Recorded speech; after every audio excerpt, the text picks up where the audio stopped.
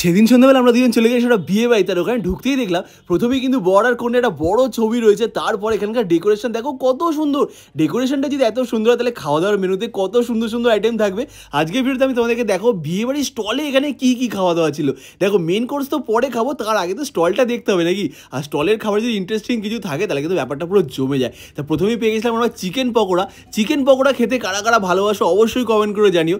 বিয়ে বাড়িতে গিয়ে প্রথমেই কিন্তু আমরা চিকেন পকোড়া খেতে দারুণ লাগে। আর এখানে কিন্তু সস দিয়ে একটু চিকেন পকোড়া নিয়ে নিচ্ছে তুলিকা এক প্লেট, এখানে দাঁড়িয়ে আমরা দুজন খাচ্ছিলাম।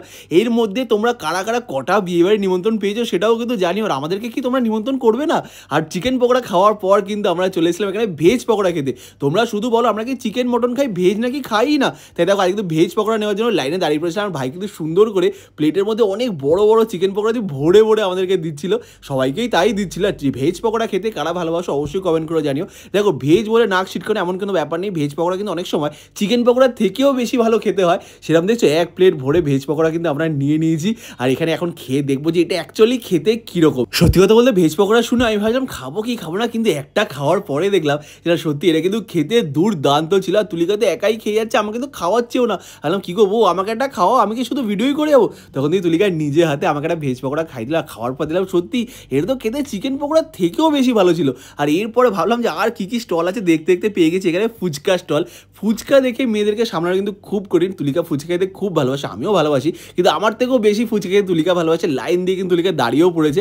আচ্ছা আমাদের এখানে বাইরে ফুচকা 10 টাকায় 10টা পাওয়া যায়। তোমরা কে কোথা থেকে ভিডিওটা দেখছো, তোমাদের ওখানে ফুচকা কত করে বিক্রি হয় অবশ্যই এটা কমেন্ট করে জানিও। লাইন দিয়ে দাঁড়িয়ে পড়েছি ফ্রিতেই ফুচকা খেতে, আর বেশ ভালো লাগছিলো। কিন্তু বিয়েবাড়ির ফুচকাটা যদি একটু ভালো হয় না তাহলে খেতে কিন্তু বেশ মজা লাগে, কিন্তু বেশি খাওয়া যায় না তার পেটটা ভরে যায়। তুলিকা তো সুন্দর করে মজা করে খেয়েছে, আমাকে কি একটাও খাওয়াবে না?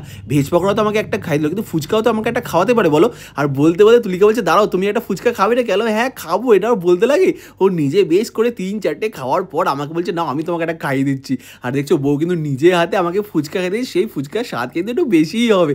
আজকে কিন্তু বিয়ে বাড়িতে খুব মজা হচ্ছে। এত সুন্দর আইটেম যদি থাকে স্টলে তাহলে মনে হচ্ছে মেন কোর্সে কত ভালো ভালো আইটেম আছে। আর একটা ফুচকা খাওয়ার পর বেশ ভালো লাগলো, বললাম এরপরে চলো আর কি কি আছে দেখতে হবে। তো দিয়ে দেখলাম এখানে রয়েছে একটা আইসক্রিমের স্টল। আর ওখানে গিয়ে কিন্তু মনটা একটু খারাপ হয়ে গেলো, কারণ এখানে কি অনেক রকম ফ্লেভার ছিল, কিন্তু আমরা আসতে দেরি করেছি তাই সব শেষ হয়ে গেছে। মাত্র একটা ফ্লেভার রয়েছে, সেটা 2-in-1। দেখো চকলেট ফ্লেভার, ম্যাঙ্গো ফ্লেভার, নলেন গুড়, এরকম অনেক রকম আইসক্রিমের ফ্লেভার থাকে, যেটা কিন্তু খেতে আমার দারুণ লাগে। 2-in-1টা আমার খুব একটা ভালো লাগে না, কিন্তু যা আছে তাই খাবো। আর কি বলে একটা 2-in-1 কিন্তু আমি নিয়ে নিয়েছি, বললাম একটাই ঠিক আছে, দুজন মিলে একটাই খেয়ে নেবো।